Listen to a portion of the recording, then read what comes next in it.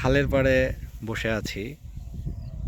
বিকেলে মেঘলা আকাশ, দমকা বাতাস, খুব সুন্দর একটি পরিবেশ। এবং দেখুন এখানকার জীবন। এই গ্রামের ভিতরেই বোধহয় এটা মনে হয় আরেকটি গ্রাম। এই খালকে কেন্দ্র করে চারপাশে কোনো গ্রাম নেই, কিন্তু এটা কিন্তু মাঝখানে জমির ভিতরে একটা খাল। ও পাশে গ্রাম অনেক দূরে, ওই যে দূরে গাছ দেখতে পাচ্ছেন। এ পাশে গ্রাম ওই যে দূরে দেখতে পাচ্ছেন। এ পাশে গ্রাম ওই যে দেখা যায়। অর্থাৎ চারপাশে কোনো গ্রাম আছে চারদিকে, কিন্তু এটার সাথে লাগানো, এটা শরীরের সাথে টাচ করা অবস্থায় কোনো গ্রাম নেই। এই একটিই বাড়ি, এই যে দেখতে পাচ্ছেন। এইটা বলা যায় একটা আইল্যান্ডের মতো। It's like an island. একটা খাল জমির মাঝ দিয়ে চলে গেছে এবং এই একটা বাড়ি এখানে রয়েছে। এবং সেই খালের পাড়ে আমরা বসে থেকে দেখুন একজন মহিলা, তিনি জীবিকার সন্ধানে কিভাবে, একজন বয়স্ক মহিলা তবুও জাল পাচ্ছেন বা ফেলছেন, কারেন্ট জাল এখানে ফেলছেন। প্রচুর পুঁটি মাছ বা দেশীয় মাছ এখানে ওঠে, নৌকা দিয়ে জাল ফেলছেন। কি এক অনবদ্য একটি মুহূর্ত এটি। তিনি এখানে জাল ফেলে যাচ্ছেন এবং হয়তো পরবর্তী সময়ে মাছ এখান থেকে উঠাবেন।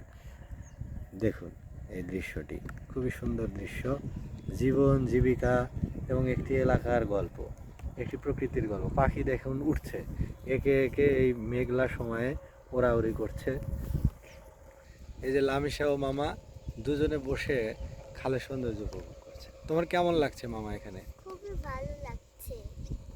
এখানে আসলে খুবই ভালো লাগছে, তবে এই যে বৃষ্টির কণা দুই একটি করে পড়তে শুরু করেছে, এটাই আমাদের এই প্রকৃতি উপভোগে একটু ছেদের সৃষ্টি করলো।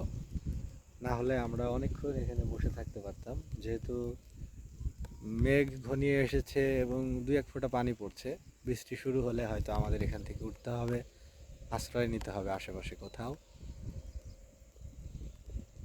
এবং এই যে দেখুন এই দৃশ্যটি কত সুন্দর। একটি ফাঁকা খালের ভিতরে একজন নৌকা বেয়ে জাল ফেলছে। জাল এক পাশে বেঁধে রেখে নৌকা নিয়ে নিয়ে নদীর বুক জুড়ে জালটি বিছিয়ে দিচ্ছে, যেন সারা রাত মাছ ধরে থাকে। তিনি হয়তো সকালে মাছগুলো এখান থেকে সংগ্রহ করে স্থানীয় বাজারে হয়তো বিক্রি করবেন বা নিজে খাবেন। চোখ মেলে এমন সৌন্দর্য খুব একটি বেশি চোখে পড়ে না। একমাত্র গ্রামের এরকম সেটিংয়ে আসলেই এ ধরনের দৃশ্য দেখার সৌভাগ্য হয়।